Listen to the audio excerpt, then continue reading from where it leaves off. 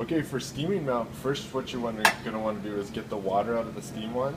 So it's good to put a towel over it so it doesn't hit you, and just hit the steam button quick to get the excess water out.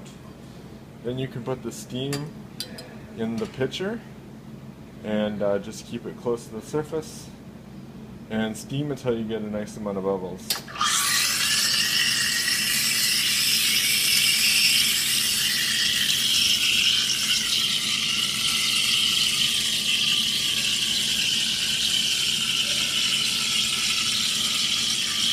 And if it's going well, you'll get a whirlpool effect like you see here.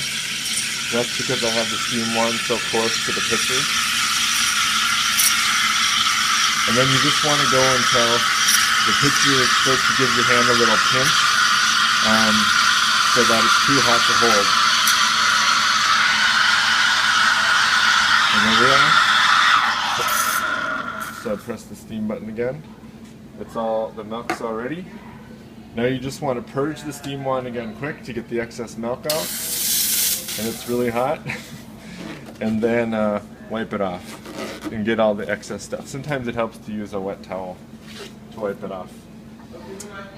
So that's everything with making a latte. Let's pause it for cleaning.